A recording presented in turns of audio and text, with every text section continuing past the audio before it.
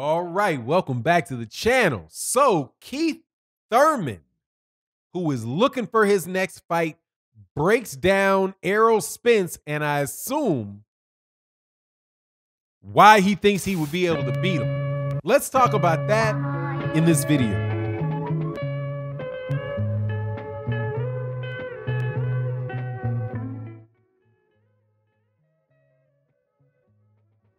All right, welcome back to the channel. So Keith Thurman, one-time Thurman, one-time WBA welterweight champion Thurman, and one-time WBC welterweight champion Keith Thurman is talking about his next comeback fight.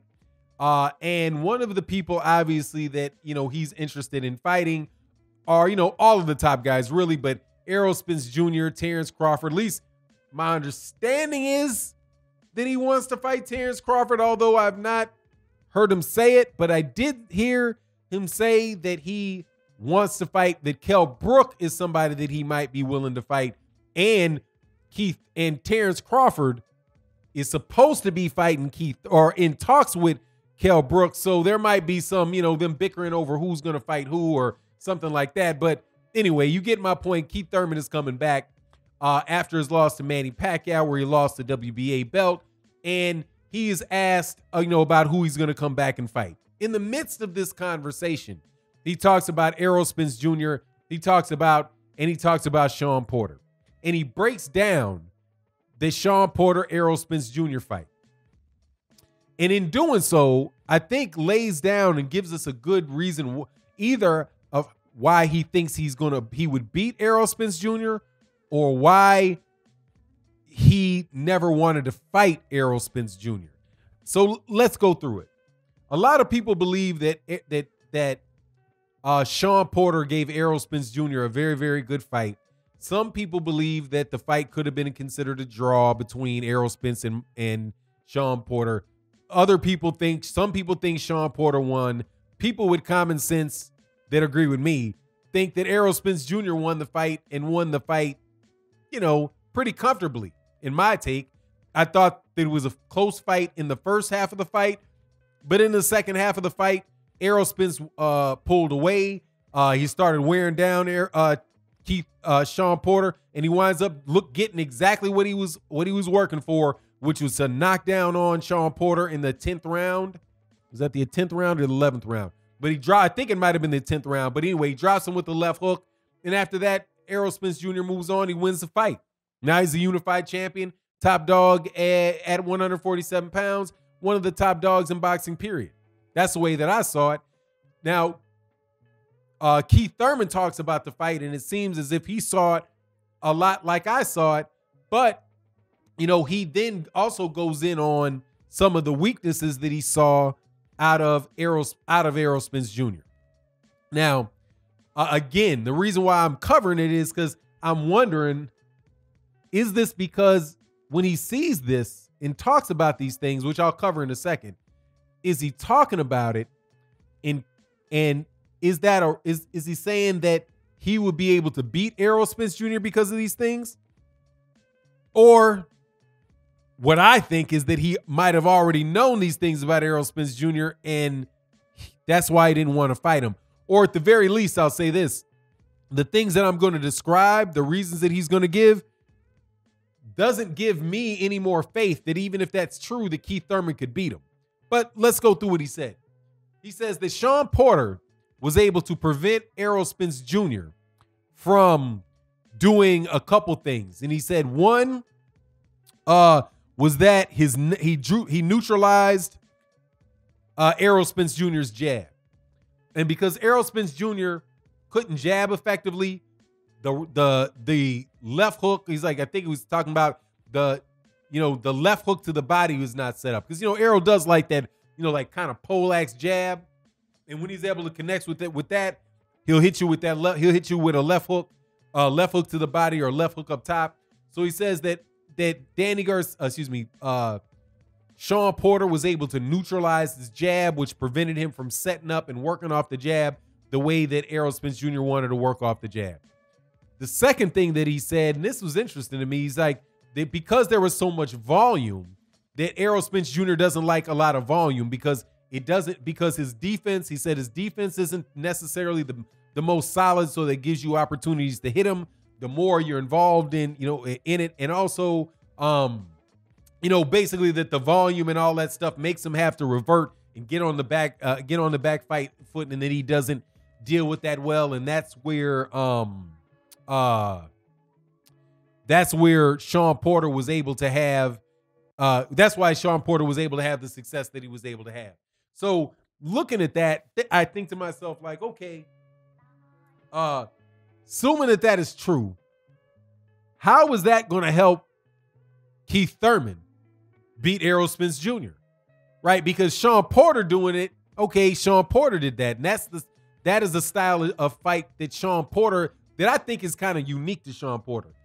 Keith Thurman called Shawn Porter like a number 3 or number 4 welterweight, not number 4, excuse me. He said he's like the number 4 or number 5 welterweight, right? That he must have meant Errol Spence, Terrence Crawford, well, let's just start with himself, right? So Keith Thurman, Terrence Crawford, Errol Spence, Manny Pacquiao, and then after that, you must have your Danny's Ugas or Danny's Ugas and Shawn Porter. So they were like, like 4 or 5, right?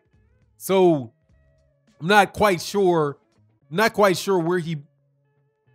what that means he thinks about Shawn Porter, but dude, not everybody can do what Shawn Porter can do. Shawn Porter is very good at grappling on the inside. He's got a very good inside game. So, if you listen to the way Keith Thurman talked about the fights that he had in the same interview, and actually this interview, you can go check it out. It's on Boxing News 24. They actually transcribe a lot of the conversation in the article. So it's a good read. But in the midst of that, Keith Thurman also talks about his fight with Manny Pacquiao and talked about the problems that he had with Manny Pacquiao and the problems that he had with Josecito Lopez, and he specifically the body shots. And he says that, that Manny Pacquiao snuck a body shot in on him, and he hit him in the middle of the ring, and it was a really odd spot to expect. You don't expect an uppercut from a lead uppercut from that position in the middle of the ring. You expect to have that, or a body shot, not an uppercut, but a body shot like that up against the ropes. And so he said during the time that Keith Thurman was fighting Josecito Lopez caught him with that body shot up against the ropes. And then Manny Pacquiao caught him with the body shot that was in the middle of the ring. So looking at the two things together, like, how does that work? If you need to have a lot of volume with Errol Spence Jr. to offset his work, and you need to be able to neutralize his jab. Well, I think that the way that I guess you could neutralize Errol Spence Jr.'s jab, by keeping your left jab, your hand out and trying to catch his jab or come over the top of his jab or whatever, right? But that needs to bring you in close proximity to him, and you don't like body shots, Keith. So the more shots you throw, or the more openings for Errol Spence Jr. to sneak in those body shots that cause you problems with both Josecito Lopez and Manny Pacquiao. So, I take everything well, no, let me not say that. What I was going to say is that I'll take everything that Keith Thurman has to say there with a grain of salt, but I don't think that is accurate. Listening to Keith Thurman, or I don't think that I'll do that. I have a lot of faith and respect for what Keith Thurman has to say about the sport of boxing. Quite honestly, since they got rid of Paulie Malignaggi, Keith Thurman might actually be one of the better replacements for Paulie Malignaggi, because Keith Thurman I think he has a better eye. Yeah, I think he has a better eye for boxing than Paulie Malignaggi does. And he's just as articulate. He's just as quick-witted. And more than likely, he's not going to stray into the area of insulting every black person, on the motherfucking planet. You know what I mean? And getting fired. So I'm not going to completely throw out what Keith Thurman says. And actually, I might go ahead and encourage Keith to, don't fight Errol Spence, because more than likely Errol Spence Jr. is going to buckle you. Errol Spence is going to knock you out. Okay. That fight, if Errol Spence Jr. is the Errol Spence Jr. that was fighting Kell Brook and fought Shawn Porter and fought Mikey Garcia. As long as he is the same Errol Spence, at least the same Errol Spence that got into the ring the last time Errol Spence Jr. got in the ring, dog, it's stoppage time against Keith Thurman, man, because you're almost like, again, I'm going to say it again. The explanation that Keith Thurman gave made me believe that Keith Thurman is almost completely tailor-made for Errol Spence Jr. But hopefully we'll get to see the fight. That's my take on the matter. You let me know what you think in the comment section. And thank you guys. Thank you so much to everybody that supports on the Patreon, everybody that supports as a channel member, everybody that comes by OG Boxing Talk and the live streams we do Monday through Friday. Thank you guys so much for your support. Please leave your comment in the comment section and let me know what you think. Peace.